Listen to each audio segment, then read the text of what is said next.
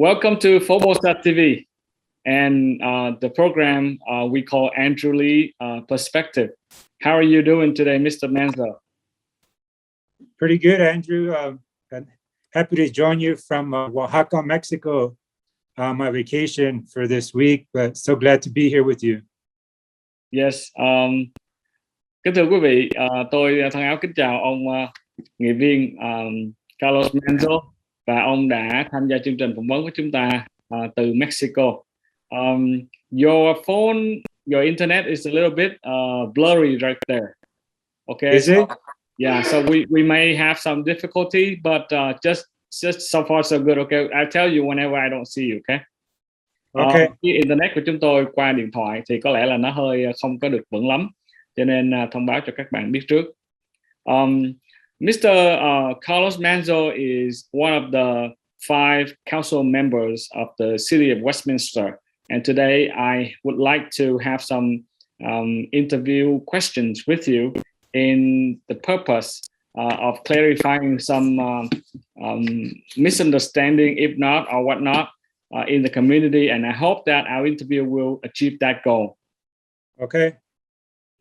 Tôi nói với ông Carlos Manzo của thành phố Westminster rằng chúng tôi cần có một số câu hỏi để giải thích một vài vấn đề có thể là hiểu lầm hoặc là có gì đó chưa rõ, thì hy vọng đó là mục tiêu của buổi phỏng vấn hôm nay. Dịch vụ sang tên xe.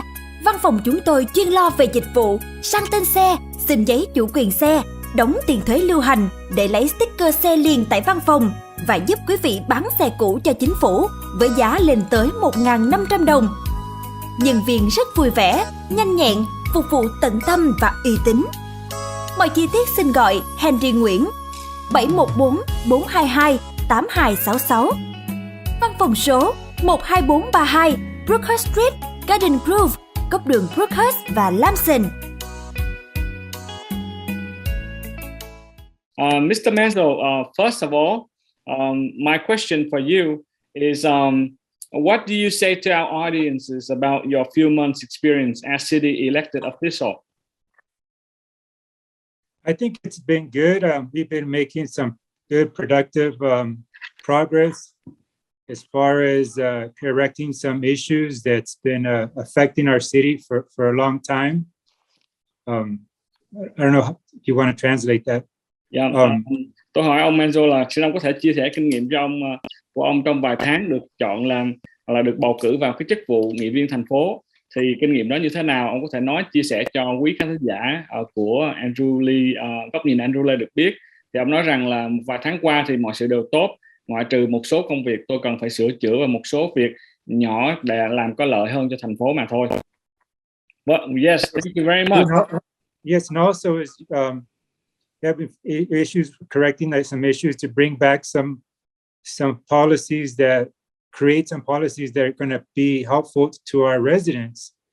The reason I ran for council was because I wanted to put the focus back on our residents and create a better atmosphere, overall for our that puts our residents first at City Hall. Và ngoài ra thì tôi cũng có đưa vào một số các điều lệ hoặc là nhiều chính sách mà nó tích cực hơn và nhằm mục tiêu là để giúp cho các cư dân của thành phố Westminster. Qua đó tôi cũng thấy rằng có những cái môi trường làm việc cần phải được cải thiện, và mục tiêu duy nhất của tôi đó là muốn hướng đến cái việc là tập trung đặt để cư dân thành phố Westminster làm hàng đầu. Okay, my next question for you would be, with the heated atmosphere within the city council, what's your anticipation of it being prolonged, or what's needed to diffuse it?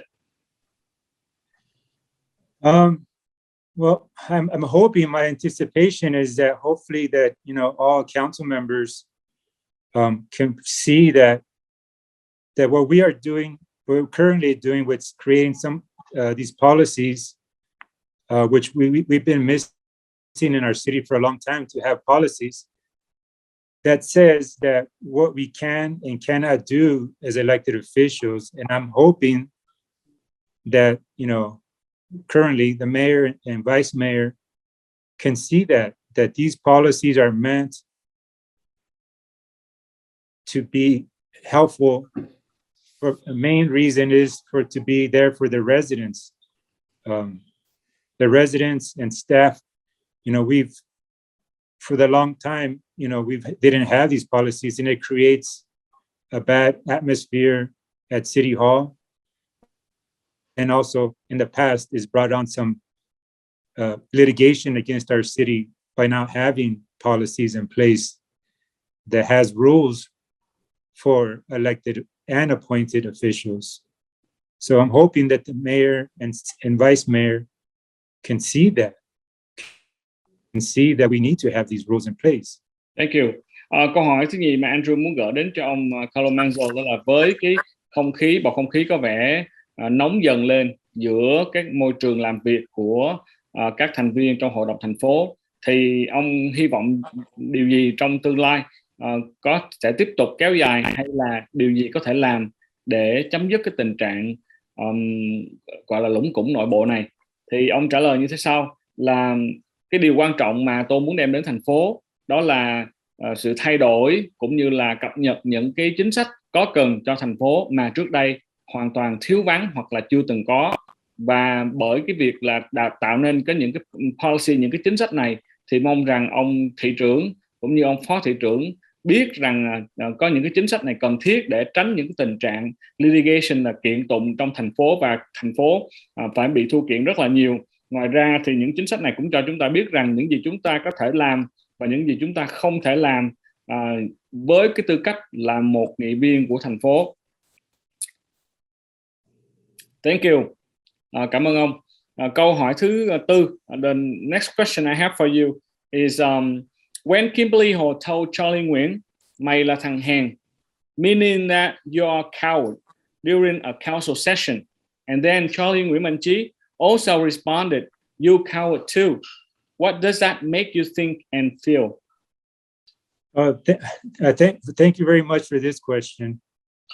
First, I want to say that anything we say on council, first it has to be said in English so that all the public can understand what's being said, and including myself.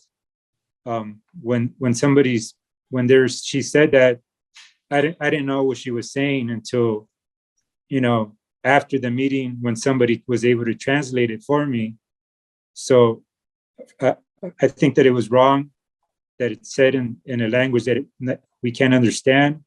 Second, I feel that name calling is wrong and is unacceptable. It should not be done by elected officials or any official in the city. It's unexcusable. It should not happen. Thank you. Câu hỏi mà Andrew muốn dành cho ông nghị viên Manzo lần này đó là khi mà ông đang trong buổi họp giữa thành phố, hội đồng thành phố đang tiến triển cái buổi họp, thì bà Kimberly Hồ đã mắng thẳng vào ông Charlie Nguyễn Minh Trí rằng mày là thằng hèn, và theo sau đó một vài giây phút thì ông Charlie Nguyễn Minh Trí cũng trả lời như vậy, bà cũng là một người hèn. Như vậy thì ông đã nghĩ gì về câu nói đó và ông cảm nhận như thế nào? Ông Carlo Manzo nói rằng đây là một câu hỏi rất là hay, cảm ơn bạn đã hỏi. Và theo tôi nghĩ rằng điều trước tiên là những gì trong cái buổi họp của thành phố tất nhiên nó phải được nói trong tiếng Anh, English, chứ không phải là nói trong cái tiếng bản xứ, là cái điều mà tôi không thể hiểu được. Nó bắt buộc phải nói bằng tiếng Anh để mọi người cùng hiểu. Khi bà ta nói điều đó tôi không hề biết được cho đến khi sau cái buổi họp xong hết, có người phiên dịch lại cho tôi thì tôi mới nghe, và lúc đó tôi mới phát hiện ra cái điều đó.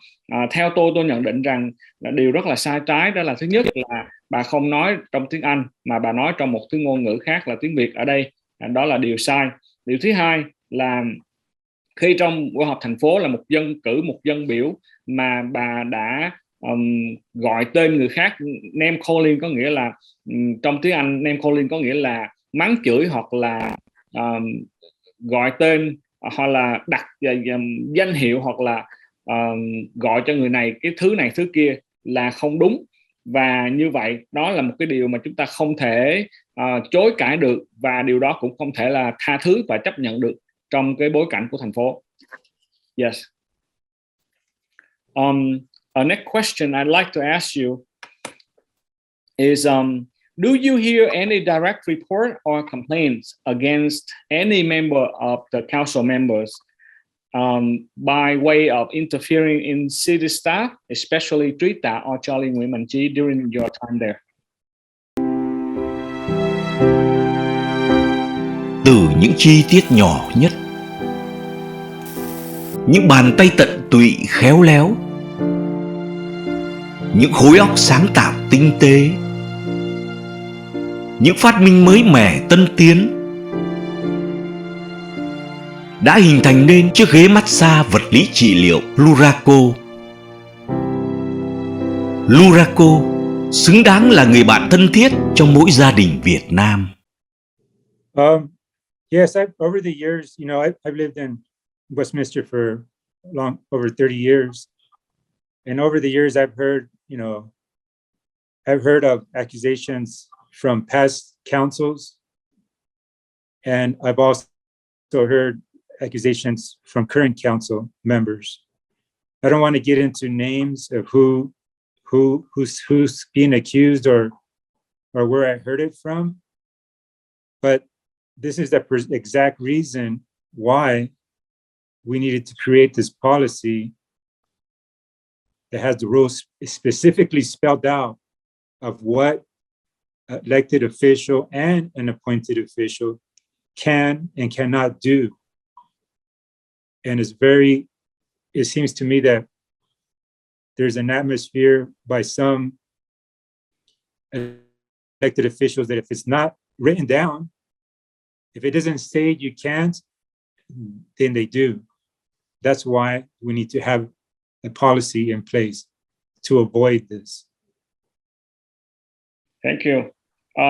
Câu hỏi mà Andrew đặt ra cho ông Manzo là trong thời gian ông ở tại thành phố, ông có bất cứ bằng chứng nào hoặc là báo cáo nào, than phiền nào về bất cứ nhân viên nào của hội đồng thành phố trong việc can thiệp vào công việc của nhân viên, khiến họ phải phàn nàn liên quan đến ông Trí Tạ và ông Charlie Nguyễn không? Câu trả lời của ông đó là tôi đã sống trong thành phố này rất là nhiều năm, trên 30 năm.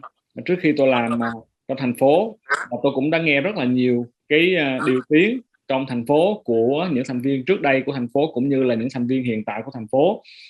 Đó là lý do tại sao mà cái chính sách này còn phải được đưa ra. Tôi không muốn nói đến tên của người nào trong cái cuộc phỏng vấn này, nhưng mà ý tôi muốn nói rằng là đó là lý do tại sao mà chúng ta cần phải có một cái chính sách như thế này để quy định rằng điều gì bạn cần được làm, điều gì bạn có thể làm, điều gì bạn không nên làm. Và như bạn biết đó, trong văn hóa của chúng ta thì nếu mà bạn không nói ra quy định sẵn là điều gì bạn làm được hay là không làm được, thì bạn sẽ làm cái điều mà bạn cho là phải. Và tôi nghĩ rằng đó là lý do tại sao mà chúng ta cần có cái chính sách mới này.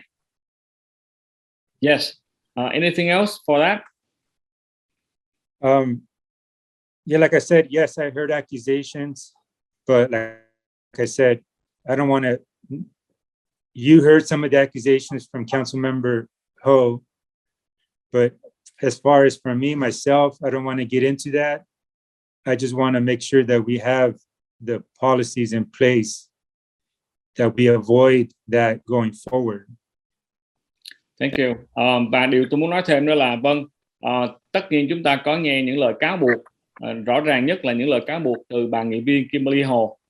Tuy nhiên tôi không có muốn dính líu vì tất cả những cái vấn đề cáo buộc đó cả. Điều tôi quan tâm đó là chỉ muốn có một cái chính sách cụ thể và rõ ràng, giấy trắng mực đen vào trong thành phố, để có thể giữ cho thành phố được bình yên với những cái quy tắc này. Và kể từ đây chúng ta sẽ tiến về phía trước, có những cái quy tắc đáng phải có trong cái cách làm việc của chúng ta. Thank you. Go ahead. The next question, if you're done with that, I move on to the next question. During the meeting, in your speech session, you mentioned a phrase. It's called the city's mere presence at the city hall are intimidating to them, meaning to the city staff, right? So who do you mean? What do you mean by their presence, and who felt the intimidations? Okay, I want to thank you for starting off with saying the misunderstandings, and I think there are a lot of misunderstandings going around because some on the council go on, news and YouTube and explain it and try to turn everything around. As elected officials and appointed officials, we have to take ethics training every 2 years. And during ethics training, we are taught, and that's a big part of ethics training, that just the mere presence of any elected official or appointed official could lead to staff not performing their job open and freely. Meaning, if you take, for instance, any workplace and the boss is around, sometimes staff may feel a little different. They may feel that somebody's looking over their shoulder. So they may not feel comfortable doing their job. And that's for in any workplace. Thank you. Let me translate that. Câu hỏi mà Andrew dành cho ông đó là trong cái lúc mà thời gian dành cho ông trong vấn đề phát biểu liên quan đến cái dự luật này và đã được thông qua luật, đó là ông có nói rằng là cái sự hiện diện của những nhân viên thành phố, các nghị viên thành phố trong cái phòng làm việc của nhân viên sẽ khiến cho nhân viên cảm thấy rất là hồi hộp, lo lắng, hoặc là thậm chí là bị khớp. Như vậy thì ông nói điều đó có nghĩa là gì cho người nào, cái sự hiện diện của người nào và nhân viên nào đã từng bị khớp như vậy? Câu trả lời của ông Manzo đó là cảm ơn Andrew đã có nói ngay từ lúc phát biểu của cái buổi phỏng vấn này. Andrew có nói đến chữ là hiểu lầm. Tôi nghĩ rằng đó là cái chữ hiểu lầm, bởi vì như là một cái chúng ta thấy ở trên YouTube một số các nghị viên đã lên YouTube và đã giải thích, hoặc là một số người khác đã giải thích một cách rất là sai lệch về cái vấn đề mà tôi nói. Cái chữ cái nguyên cái câu văn mà mere presence of the council members would intimidate the staff and the environment. Cái câu nói đó nó không phải là do tôi nói, mà nó là một trong những cái quá trình huấn luyện đạo đức mà các thành phố, nghị viên thành phố là những người đã selected officials phải đi qua những cái training mỗi 2 năm. Chúng tôi cần phải có một cái sự huấn luyện đạo đức. Thì cái câu nói đó trong bất cứ một tình huống nào, bất cứ một nơi làm việc nào, ví dụ như là khi Andrew có đi làm ở những cái chỗ sở làm đó, thì khi mà ông chủ xuất hiện, sự xuất hiện của ông chủ sẽ khiến cho nhân viên họ cảm thấy rất là e dè hoặc là sợ sệt, vì họ thấy có người đang trông nhòm họ và họ cảm thấy là họ không có làm việc đúng theo cái điều mà họ được trông đợi. Cho nên điều đó nó có thể áp dụng bất cứ nơi nào chứ không phải là riêng cái câu nói của tôi. Yes. Yes. So I was saying, so when I said that, I wasn't pointing out any one particular person or another. That statement is known to everybody who takes the ethics training. And even though I've heard accusations of elected officials, my statement was not directed at one person or another. It's just a well-known fact among appointed and elected officials. It's known by city staff that just the mere presence of somebody like a boss could lead to a staff member, employee not feeling open and free to do their job. I didn't direct it at not one person. Yes, thank you very much. Cái câu trả lời của ông Manzo đó là khi mà tôi nói về cái vấn đề là cái sự có mặt của bất cứ người nào, thì cũng sẽ đem lại đến cái sự thay đổi, hoặc là trong cái tình huống của mỗi người, mỗi nhân viên họ làm việc như vậy thì cũng có thể là khiến cho họ cảm thấy bị khớp. Thì cái câu nói đó không phải là tôi muốn nói đến bất cứ người nào trong cái buổi họp hôm đó, nhưng mà tôi chỉ lặp lại cái lời huấn luyện của đạo đức, tư cách đạo đức của những người nhân viên. Mỗi năm chúng tôi đều thực hiện cái buổi huấn luyện đó. Cho nên là tôi nói một lần nữa, đó là dầu cho có ai có thể phiên dịch cái câu nói của tôi, ngầm ý ngán ngữ bất cứ người nào, nhưng mà ở đây tôi không có tấn công ai cả. Tôi chỉ muốn nói một cách rất là lặp lại, đây là cái điều mà ai cũng biết cả trong cái vấn đề huấn luyện đạo đức của chúng tôi. Teletron đặc biệt giới thiệu ghế massage 15.000 Top of the Line làm tại Nhật tốt nhất thế giới, hai cánh tay mở đóng như cửa xe hơi, trị liệu đau nhức rất tuyệt vời, chỉ sản xuất 2.000 cái trên toàn thế giới theo tiêu chuẩn Ferrari, được tặng máy rung tăn mở giảm cân Dr. Fuji trị giá 5.000 đồng. Thank you very much for that. Cảm ơn ông đã giải thích cái điều mà ông vừa nói và chúng tôi đã lắng nghe. The next question is, what's your understanding of Article 2.3 where it reads, Mayor and council member offices should be kept separate from the city hall? Can you please elaborate that and explain to us the word kept separate? Is it a physical separation, or is it just the separation of power and influence?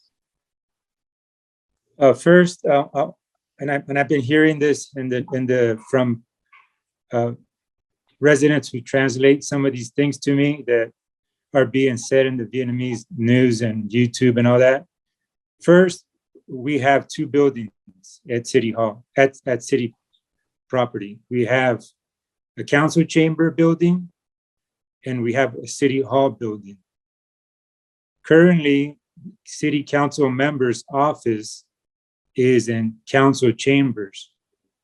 Okay, I want to make sure that audience knows that.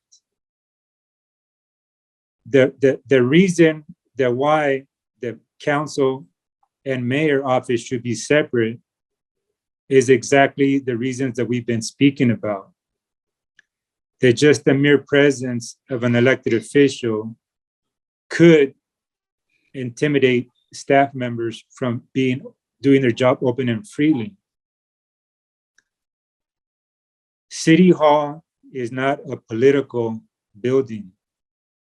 Council chambers building is a political office. City staff should not be influenced in any way politically. That's why we have had in the past some litigation, because those two have been crossed. Thank I you. don't know if you want to try. Yes. Kính thưa các bạn, đó là một cái câu hỏi mà tôi cảm ơn Andrew đã hỏi. Và tôi cũng muốn cho mọi người cùng biết, đó là cái hiện tại thành phố của chúng ta đó là một thành phố mà nó có hai cái tòa nhà riêng biệt với nhau, được thiết kế ngay từ ban đầu là như vậy.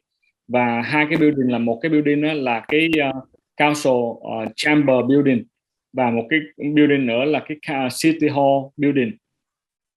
Và cái ý nghĩa của cái chữ này đó là nó phải một cách vật lý, là văn phòng của các nghị viên thành phố phải ra khỏi cái văn phòng của City Hall, bởi vì như sau. Thứ nhất là cái council chamber building đó, nó là một cái văn phòng chính trị, là cái nơi mà thị trưởng, phó thị trưởng cũng như là các council member phải ngồi. Còn cái City Hall đó, nó không phải là một cái văn phòng chính trị, nó là một văn phòng hành chánh, cho nên là nó phải được giữ như vậy. Và trong quá khứ đó thì nó đã bị ảnh hưởng và nó bị trộn lẫn như vậy. Và cái điều đó là cái điều mà tôi không muốn là nó sẽ đem đến, bởi vì như chúng ta đã thấy rằng cái câu huấn luyện nói rằng cái sự có mặt của bất cứ một nghị viên nào ở trong cái nơi làm việc của nhân viên sẽ khiến cho nhân viên họ bị lung lay hoặc là bị khớp. Như vậy thì tôi hiểu cái câu nói này đó là một cái sự phân biệt vật lý, có nghĩa là ông thị trưởng phải ra khỏi cái văn phòng phi chính trị của khu vực hành chánh cho nhân viên và quay trở lại cái văn phòng chính trị, là nơi được thiết kế để ông ngồi chung với các nghị viên của thành phố khác. So in the past, years ago, the mayor's office used to be in council chambers, and so mayors in the past, I don't remember which mayor in the past had the mayor office moved into City Hall, but it used to be in council chambers. This, again, like I said during the meeting, was not directed at our current mayor, Trita. We've had this issue of litigation in the past with an intimidation that was, as I remember, 2 city staff members filed a litigation against our city because of that intimidation. The mayor's office, this was not directed at one mayor. This was made to help protect city staff from intimidation for current and future mayors. We do not know who the next mayor is going to be. We do not know if what the next mayor's personality is going to be. If we do not have policy in place that has rules, there's no guarantee that intimidation won't happen again. Thank you. Điều mà tôi muốn nói ở đây đó là trong quá khứ thì ông thị trưởng nào đó đã dời cái văn phòng hiện mà ông Trí đang ngồi đó về lại cái City Hall thì tôi không được biết. Nhưng mà tôi biết rằng là cái vấn đề thay đổi chính sách này không phải là tấn công ông Trí Tạ hay là bất cứ ai. Cái vấn đề thay đổi này nó là đưa vào một cái hình thức là để bảo vệ các thành viên trong hội đồng thành phố cũng là nhân viên, bởi vì trước đây thành phố đã từng có 2 vụ kiện nhắm vào các thành viên của ủy ban thành phố, và chính vì như vậy mà chúng tôi không muốn có sự này nó xảy ra nữa. Chúng tôi không biết là cái vị thị trưởng tiếp theo là người như thế nào, hay là chúng tôi cũng không thể biết là người thị trưởng đó cái tư cách đạo đức ra làm sao, không hề biết được. Cho nên nếu mà không có một cái chính sách đàng hoàng được thiết lập và đưa nó vào trong cái chương trình luật lệ và quy định của thành phố thì rất là không có gì để bảo đảm được rằng thành phố tương lai sẽ không có sự kiện tụng nữa. Also, I don't know if people of residents know this, that mayor and council members, we're not full-time positions. Mayor and council members are part-time positions.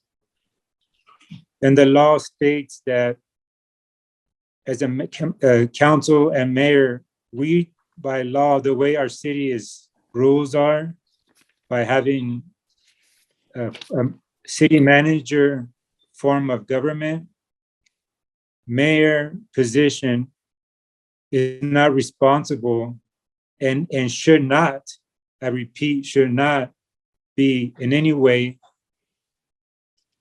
we're not responsible for the day-to-day operations of the city. The city manager is the one who's responsible for the whole operation of the city. So that's the reason why, another reason why the city mayor's office should be, and the council office should be separate in the council chamber. So in other words, what you're saying here is that Mayor Trita should not be at the office on a daily basis, correct? Yes, or the council, because we're not responsible for the day-to-day operations. Our position is part-time. The mayor's office is mayor's position and is part-time. We are not full-time employees. Thank you. Theo cái sự giải thích của ông Carlo Manzo ở đây, đó là về cái vấn đề của thành phố đó, thì tất cả chúng tôi đều là những nhân viên bán thời gian của thành phố, và dưới cái hình thức mà thành phố Westminster được thiết lập á, nó là một cái hình thức là có thị trưởng nhưng mà đồng thời cũng có luôn cả tổng quản lý của thành phố. Và như vậy thì dưới cái hình thức cái format này thì thành phố không cần ông thị trưởng phải luôn luôn có mặt trong thành phố để làm gì, bởi vì tất cả cái người mà đã điều hành thành phố trong mỗi ngày ra vào đó là bà hoặc là ông tổng quản lý của thành phố. Đây là một cái sự hiểu lầm có thể cho rất là nhiều bạn nghĩ rằng ông thị trưởng phải là ở thành phố trọn thời gian mỗi ngày để điều hành thành phố. Không phải như vậy. Đây là cái hình thức mà các bạn đã hiểu lầm cái mô hình hoạt động của thành phố Westminster, đó là ông thị trưởng không cần ở trong thành phố. Ông có thể ở bất cứ nơi nào, ở nhà hoặc bất cứ nơi nào, vì ông chỉ là bán thời gian mà thôi. Và Andrew hỏi ông để xác minh rằng như vậy ông có ý muốn rằng là ông Tạ Đức Trí không cần phải ở trong thành phố mỗi ngày từ sáng tới chiều để làm việc trọn thời gian, phải không? Ông nói đúng rồi.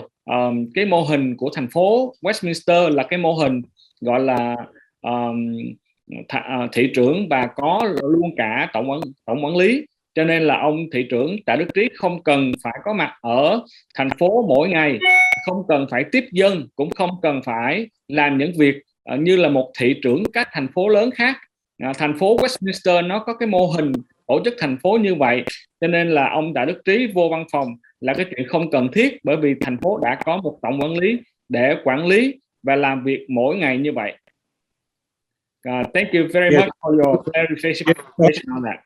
Yes, also the mayor's position is, he's in charge with running the meetings.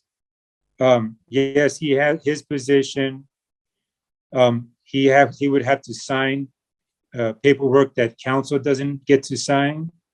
But other than that, he has the same responsibilities as the rest of the council.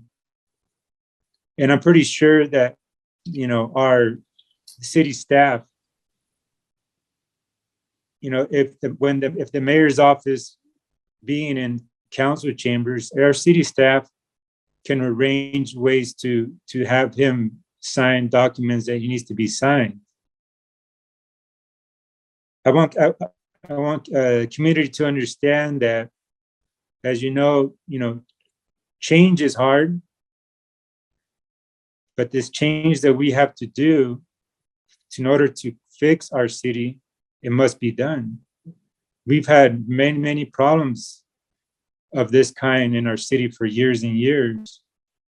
It's not new. I'm not saying that it's the current mayor's fault, but I'd hope that the mayor and vice mayor can see that this would really move our city forward and create the democracy that we need in our city.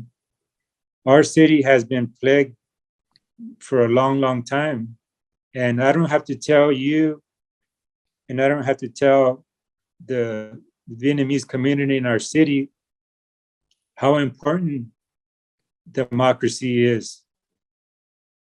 I'm sure the Vietnamese community knows very well how important it is. And this will create a fair and balanced process.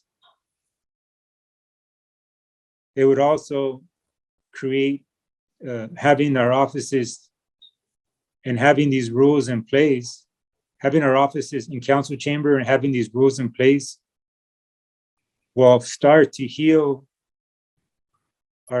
all the divide that's going on in our city. If elected officials just start to put the residents first and not put our self-interest first.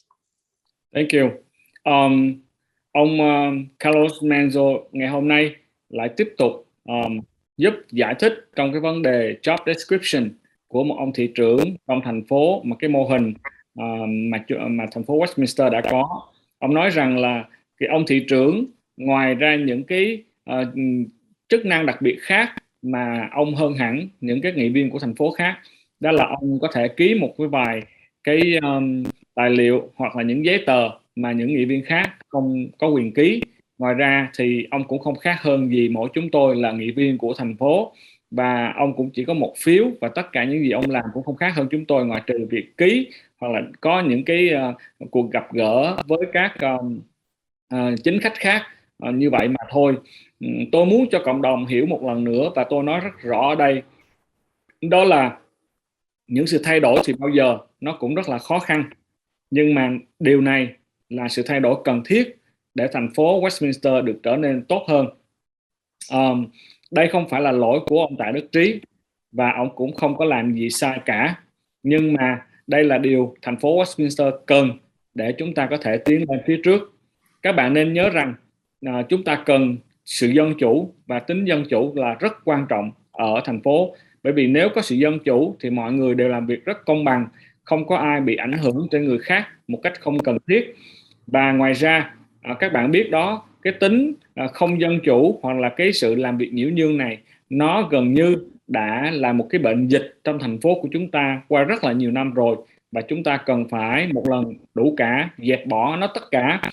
Chúng ta cần phải có một cái sự công bằng và gọi là balance, có nghĩa là cái quyền hành pháp và lập pháp nó phải nghe tương xứng với nhau để có thể được thiết lập với những cái luật định đưa ra nhằm khiến cho thành phố được hoạt động tốt hơn. Và đây là hy vọng với những cái chính sách được đưa ra đó, nó sẽ giúp thành phố chúng ta được chữa lành và giúp cho chúng ta tiến lên phía trước một cách cần thiết và hiệu quả. Thank you, Mr. Manzo, for your clarification, which is very much needed. For myself, this is the first time that I hear someone who can explain so clearly about the model and how the city supposed to operate, instead of knowing, usually understanding that the city mayor has to be there like the boss, and running the everyday operation of the city. So thank you very much for that clarification. Andrew có nói với ông Manzo rằng ông đã giải thích rất là cặn kẽ và rất là rõ ràng. Đây là lần đầu tiên mà Andrew được nghe về cái mô hình hoạt động của thành phố. Đây là cái mô hình hoạt động mà ông thị trưởng không cần phải đến thành phố. Người đứng ra để tiếp dân, để làm việc mỗi ngày, đó là người tổng quản lý của thành phố. Ông thị trưởng chỉ cần ký hồ sơ thì cái người tổng quản lý này sẽ sắp xếp thời gian, địa điểm, cách thức để ông có thể ký hồ sơ mà thôi, và ông không cần phải nhất thiết đến trong thành phố. Và đây là cái mô hình mà lần đầu tiên Andrew được nghe giải thích rất là cặn kẽ, và Andrew cảm ơn ông Carlo Manzo. Dịch vụ sang tên xe. Văn phòng chúng tôi chuyên lo về dịch vụ sang tên xe, xin giấy chủ quyền xe, đóng tiền thuế lưu hành để lấy sticker xe liền tại văn phòng, và giúp quý vị bán xe cũ cho chính phủ với giá lên tới 1.500 đồng. Nhân viên rất vui vẻ, nhanh nhẹn, phục vụ tận tâm và uy tín. Mọi chi tiết xin gọi Henry Nguyễn 714 422 8266. Văn phòng số 12432 Brookhurst Street, Garden Grove, góc đường Brookhurst và Lamson.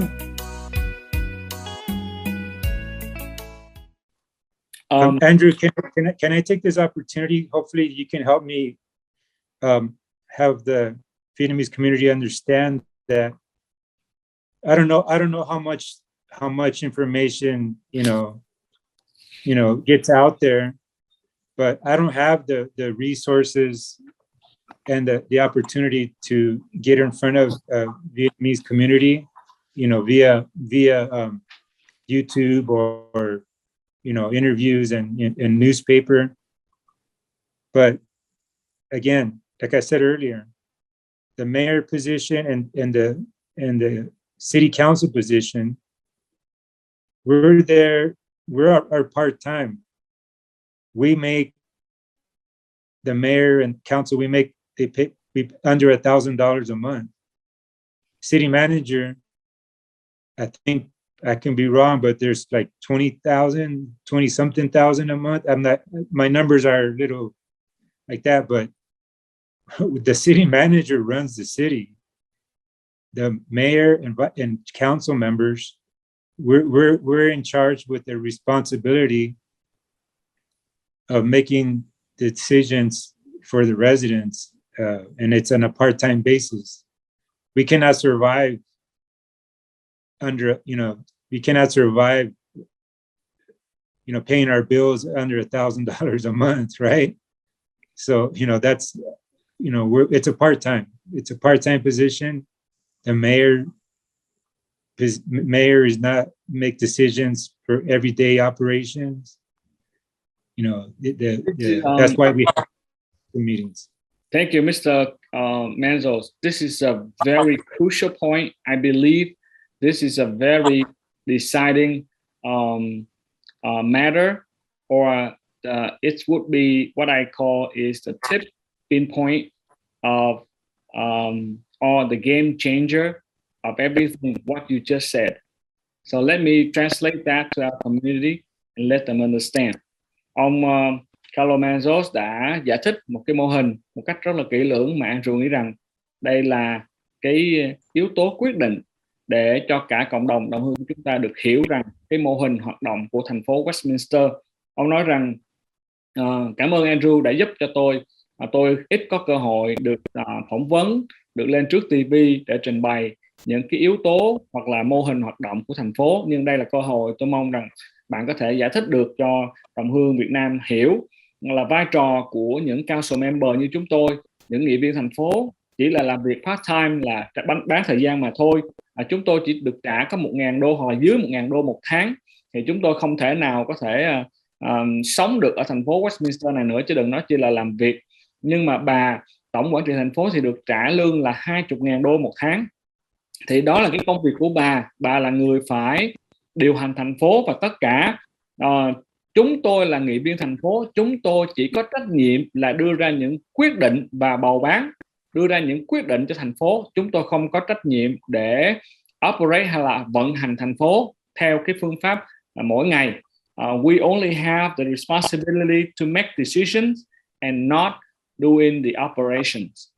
Đó là cái quyết định, những cái gì mà ông Carlo Manzo đã nói về cái mô hình của thành phố Westminster, và ông mong rằng không hề có bất cứ cái sự hiểu lầm nào nữa cả trong cái vai trò mà ông đã được đưa ra.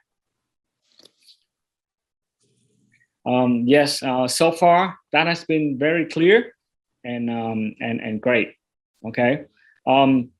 My next question here is, with multiple accusations against Trita regarding the election of, the erection of the monument, the sale of the city parkland, the trajectory interference of city staff, and now the separation of mayor office, what should city residents think about their mayor? Maybe it's pretty much like the same with what you already said, but looking from multiple attacks of the mayor, the city residents of Westminster are thinking that their mayor is under attack. What should you tell them to think otherwise? First, on the monument, I'm learning, all this time how important and how sensitive the issue of, this monument was, because this, I can never imagine, living through war, and my heart aches for anybody who's ever lived through that. From what I was learning from the monument, that, the Arvin veterans, who are the ones who were supposed to be honored with this monument, they reached out to me that they were being left out of the process of, design and the factual information that was supposed to be etched into this monument.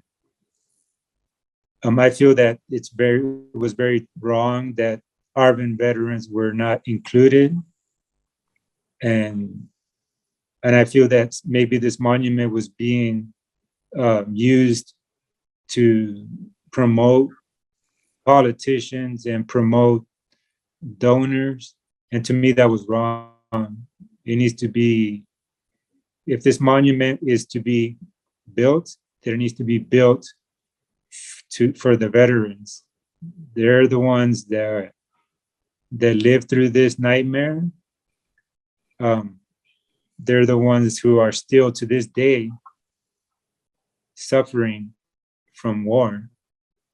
I don't think you ever get over living through war. So it's a very sensitive issue, and my heart goes out to them. And I want to make sure if this monument is to be built, that is to be built for the right reasons, for the veterans. Thank you.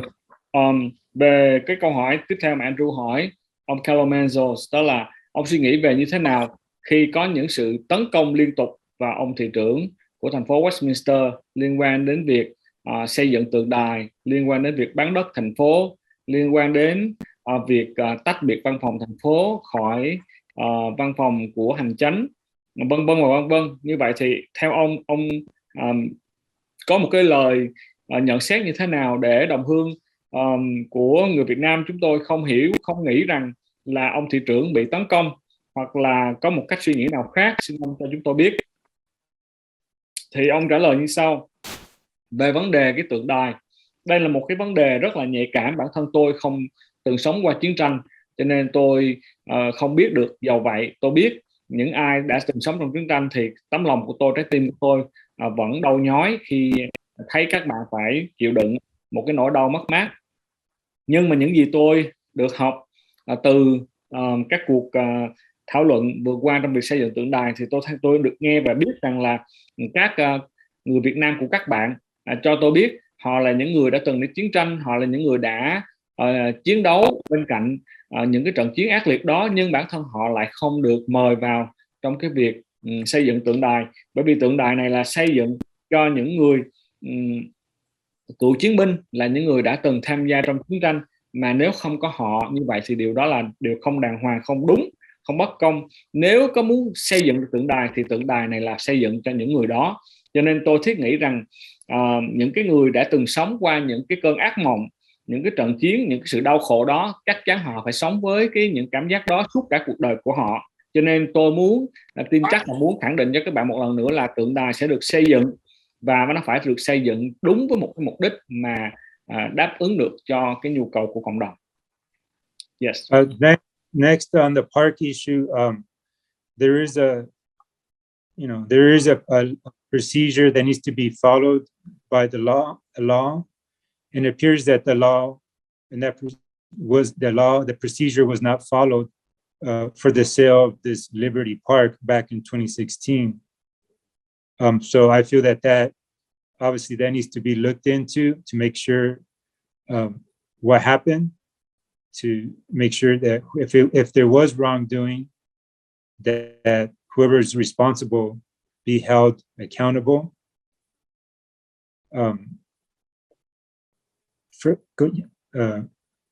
As far as what do I think what people should think of their mayor? Well, hold on, let me translate that. Liên quan đến cái vấn đề bán đất của công viên, thì theo nhận định của tôi là luôn luôn nó phải có một cái trình tự pháp lý hợp pháp được hướng dẫn bởi luật, và cái việc bán đất năm 2016 theo cái sự nghiên cứu của tôi thì nó có một cái điều gì đó nó không có theo đúng cái trình tự pháp lý được quy định sẵn trong thành phố. Cho nên điều này cần phải được điều tra và nhìn lại một cách kỹ lưỡng. Nếu có bất cứ hành vi nào sai sót và bỏ qua những trình tự pháp lý thì nó cần phải được đào bới lên trở lại, và ai làm sai thì người đó phải chịu trách nhiệm, bởi vì nó đã được viết trong giấy trắng mực đen của luật của thành phố. Đó là điều mà tôi nghĩ rằng nó cần phải làm, và điều rất là chính đáng, điều rất là công bằng để làm đem lại cái quyền lợi chính đáng cho thành phố. As far as the mayor, what people should think, I think personally, having a first Vietnamese American mayor, it's a big accomplishment. I think it's great that we had that, but with that great accomplishment comes great responsibility. just like any ethnic group, when one of your own countrymen makes it to this level, that you should always be, you should want to make sure that you're always want to represent your community, your countrymen, with respect and honor and integrity. And sometimes it seems like lately the mayor hasn't been putting the residents first, and manipulating information. And I think that's very sad, that something that was such a big accomplishment for the mayor, Trí Tạ, that that he hasn't been doing that. I want residents to know that I voted for Trí Tạ in, I think it was 2012. So I supported him for sure, but as time went on, I saw that he was not representing the community,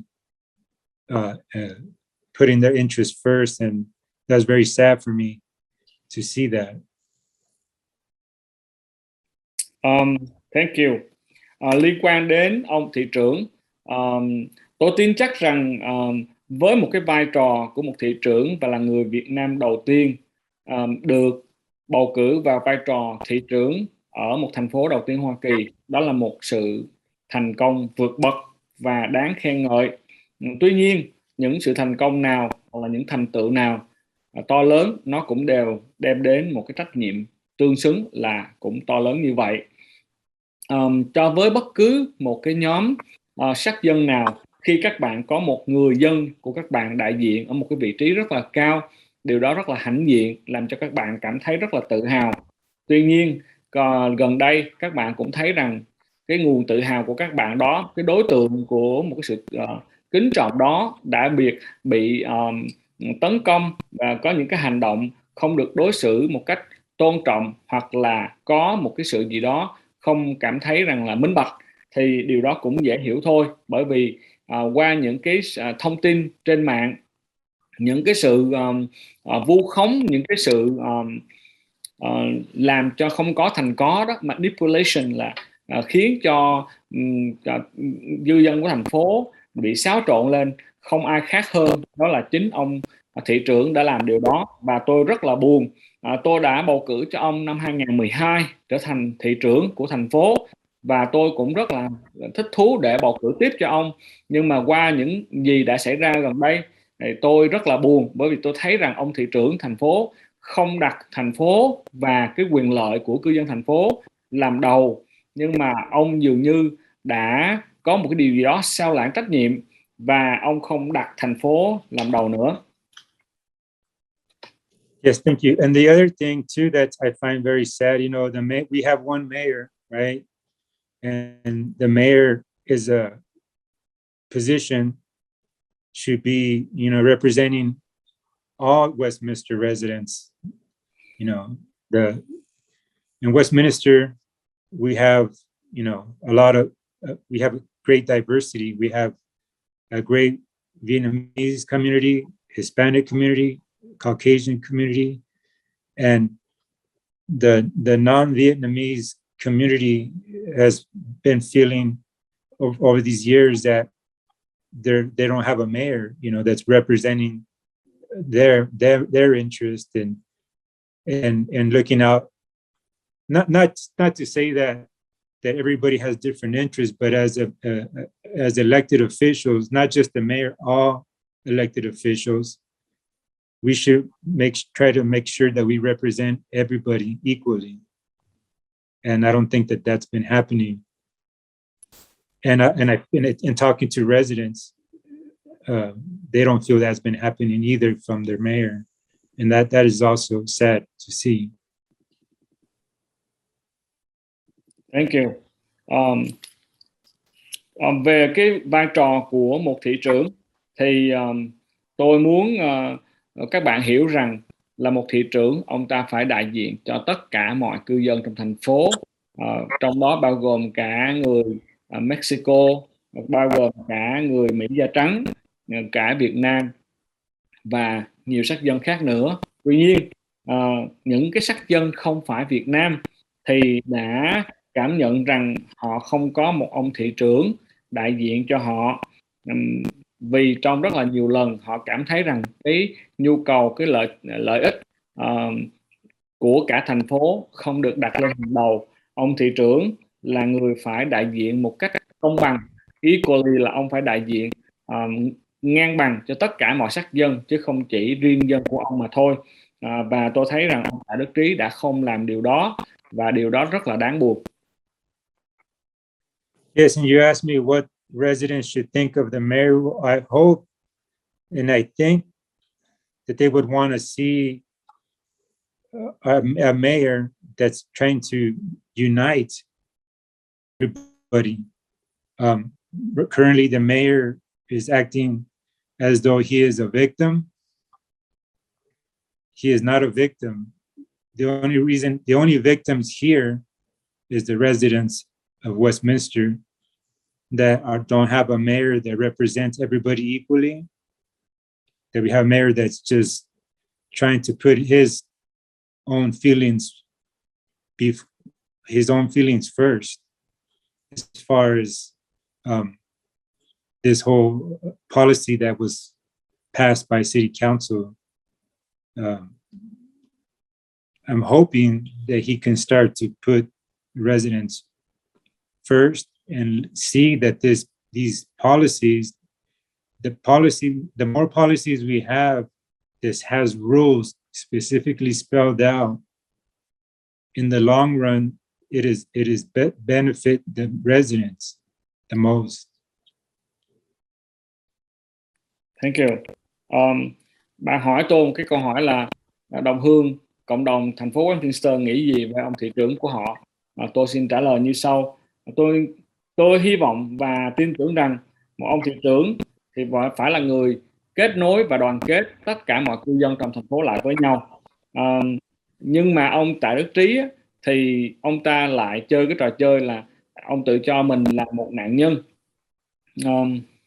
Cái người mà nạn nhân trong tất cả sự việc lùm xùm này đó là những cư dân trong thành phố, là những người không được đại diện một cách công bằng và ngang bằng với những cư dân khác.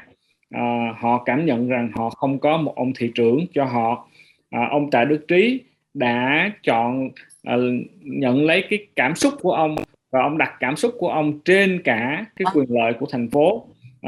Mặc dầu là cái chính sách này đã được chấp thuận và đã được thông qua bởi đa số các nghị viên của thành phố, tuy nhiên ông không có nghĩ cho thành phố mà ông lại đặt cái cảm xúc của ông lên trước.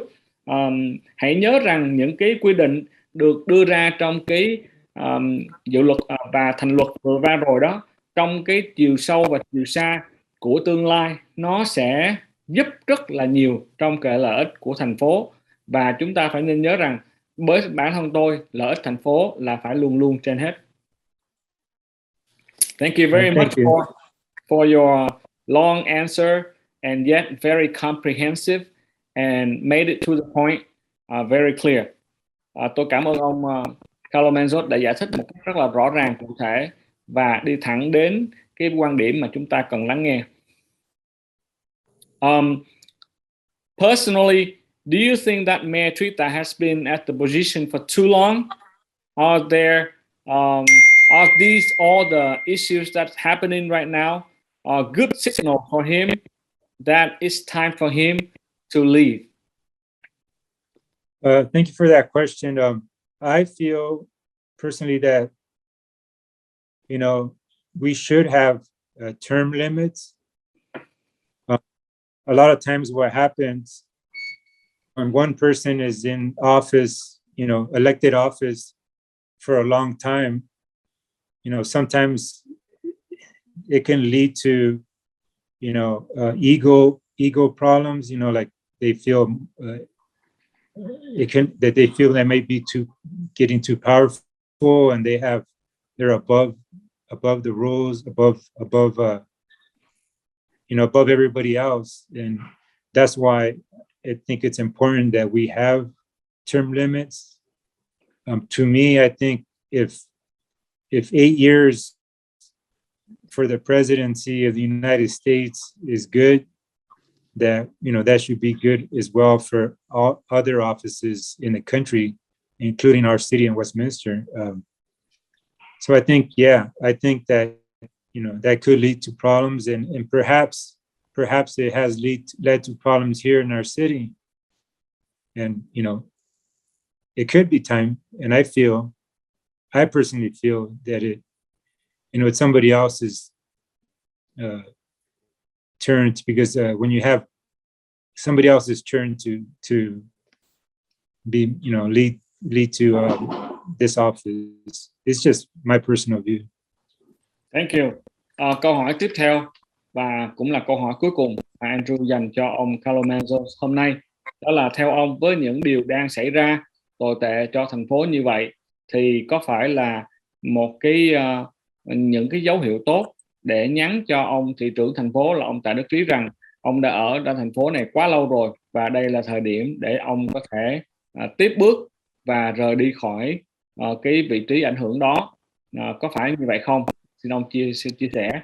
Và ông đã nói như sau: tôi nghĩ rằng chúng ta cần phải có những cái giới hạn trong cái thời gian phục vụ, bởi vì nhiều khi nếu một người ở quá lâu thì nó sẽ dẫn đến cái vấn đề là anh ta sẽ phát triển một cái bản ngã của anh ta và nó sẽ có vấn đề không tốt trong tương lai.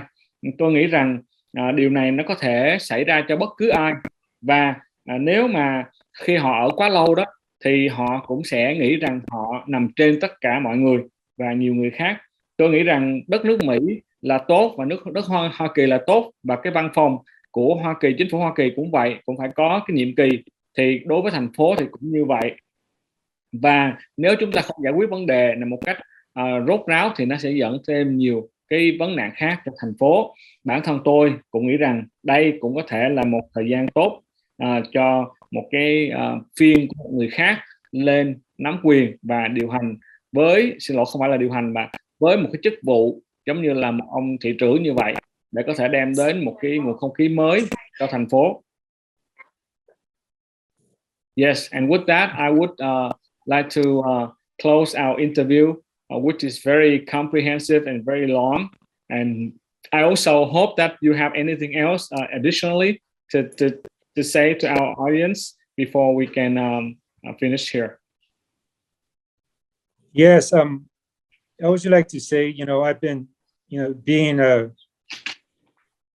only council member who doesn't, speak Vietnamese and understand Vietnamese, that the Vietnamese community understand that, that I'm not trying here to be, there's been a lot of, I don't know how to say this, but there's been a lot of, from what I hear from people who translate for me, there's been a lot of bad things said about me in the Vietnamese media. And, I feel that's very, very sad that, that the Vietnamese community doesn't get all the information, that is needed. And I just don't like, that the Vietnamese community doesn't, a lot of times are not being told the truth. And to me, that is very sad to see, because, as you know, the Vietnamese community lost your country because of not having democracy and not having freedom. And when I see that misinformation, manipulation, happening here, it's just, to me, it's just very sad. I'm not, growing up. Oh, go ahead and translate that. I'm sorry. That's okay. Go ahead. With me, growing up I came from an immigrant family, and my family and myself, growing up here in this country, as many other people of different ethnicities, grew up with some racism, and in no way, shape, or form, would I ever do that to anybody, because I don't want anybody to have to go through, that kind of stuff that myself and my family went through. And I hear, people say that about me, and that really, I'm not an angry person, and I don't hold grudges, and that's not my personality. I just find it very sad that is being said about me, and that's not true. And I just hope that, someday that our mayor and vice mayor and then his supporters can, stop spreading lies and manipulating the Vietnamese community, own community, that like many immigrant families here, Vietnamese and Latino communities, we come here to work hard to provide a good life for our children. We don't need to have this whole, power struggle and fighting to stay in office. And we need to put the community first. What's best for the community, that's what I want to see. My hope for this community, for this city, is that we become more united, that we as elected officials start putting the focus on, helping our city. We have a lot of issues here in our community. Some of the issues are because we don't have the policies in place, and it creates this, these issues that we're having right now that you see with that you see in our city. And change is hard, and it's going to take change. It's going to take time, but I think that we're moving in the right direction. The mayor is not a victim. He's not being kicked out of City Hall. This is simply a policy that creates a better environment.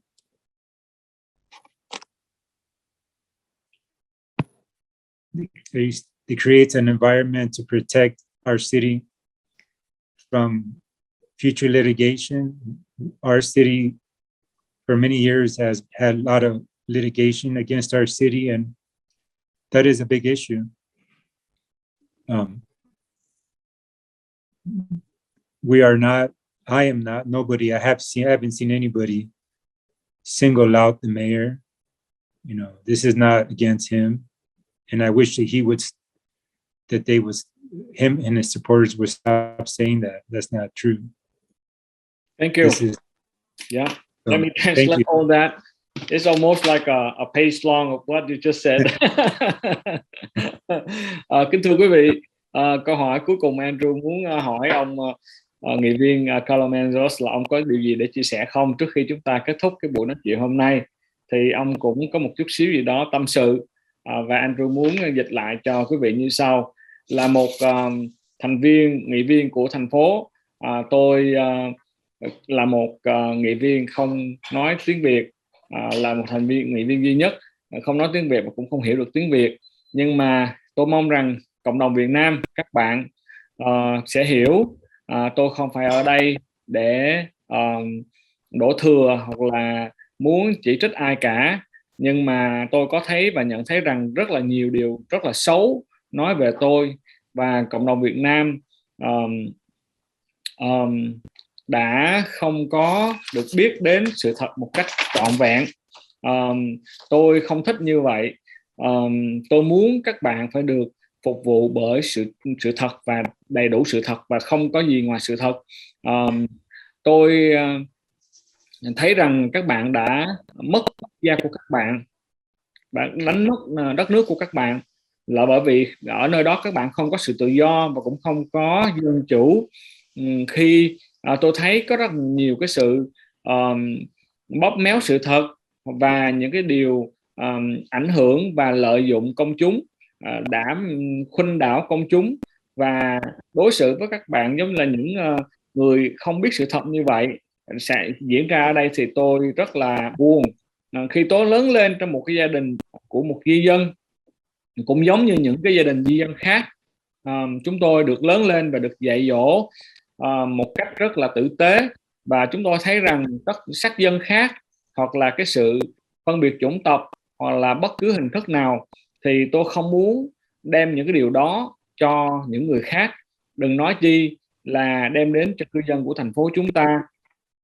Tôi không phải là một người hay giận dữ, tôi không có nóng tính, nhưng mà tôi chỉ bày tỏ một cái tâm trạng ở đây, đó là tôi rất là buồn, và tôi mong rằng một ngày nào đó các sắc dân, nhất là người Việt Nam của các bạn sẽ hiểu tôi.